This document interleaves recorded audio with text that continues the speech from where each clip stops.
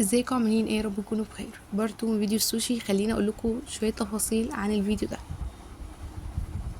من بعد الفيديو اللي فات وانا قررت ان انا اعمل سوشي، خصوصا ان المره اللي فاتت كنت الاول مره اجرب اكله والحمد لله عجبني. مش انا اللي كنت بعمله، ولكن كنت مديلكوا شويه تفاصيل عنه.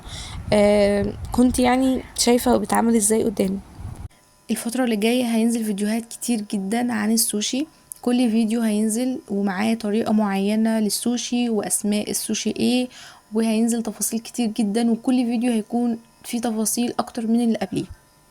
خليني اقول لكم اللي مر علينا ايه. ده كله ده رز بيكون ليه خل معين، والكراب ستيكس والجمبري بالطنبوره والجبنه الكيري اللي لازم عنها في كل رول، وورق النوري والحصيره اللي بفرد بيها والافوكادو، وكان في سلمون. ودي رولات قطعتها وهعملها فرايد. خليني بقى اقول لكم السوشي ده انا هنزل لكم منه فيديوهات اكتر. ليه؟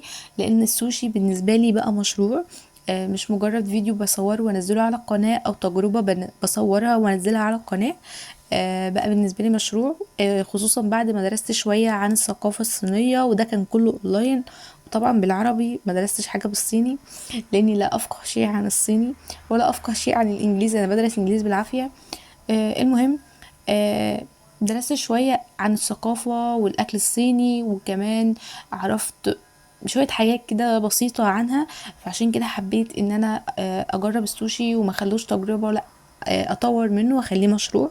ده بقى كانت الرولات اللي هتتقطع على طول، كانت بالافوكاتو والسلمون، واللي بره ده اللي فوق ده سمسم ابيض واسود، ورولات برضو التانية دي هتتقطع. بخلي الرولات اللي هتكون فرايد على جنب، واللي هتتقطع على طول على جنب. في ناس كتير جدا عندها فكرة ان السوشي بيكون ني. فده غالبا بيكون من 5% ل1% من اللي بيطلبوه ني. اما اللي دايما بيكون مستوي، ناس كتير جدا بتاكله بيكون مستوي، ما بيكونش ني تماما. عشان اللي عندهم طابع انهم عندهم فكرة ان السوشي ني وعايزين يجربوه، خايفين من التجربة. بجد بجد حلو قوي قوي قوي، خصوصا ان الناس اللي ليها في السمك زيادة. وكمان السلمون ما بيكونش ني، لا السلمون بيكون مدخن. بيبقى حلو قوي، فيه طعم من الرنجة لو حد جرب الرنجة. قطعت كل الرولات بالاشكال دي وكلها احجام متساوية.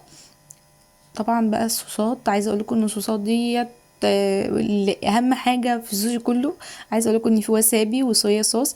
الصويا بيكون عليها سمسم ابيض، وفي ناس بتقولي ما تحطيش سمسم على الصويا. والتشيلي مايونيز ده بيكون سبايسي. والوسابي طبعا سبايسي معروف ومفيش حد بياكله. وسلطه الكراب ستيكس. وكمان سلطة الكراب ستيكس ديت بيكون عليها كافيار، وبيكون عليها مايونيز وتشيل مايونيز وشوية حاجات كده كتيرة. وده بقى الزنجبيل المخلل، اللي هو جينجر تقريبا، مش فاكر. وفي قطع بقى كافيار. الكافيار بيكون احمر واسود، ودي من احلى القطع اللي ممكن تاكلوها او تجربوها، يعني بيكون حلو قوي القطع اللي عليها كافيار.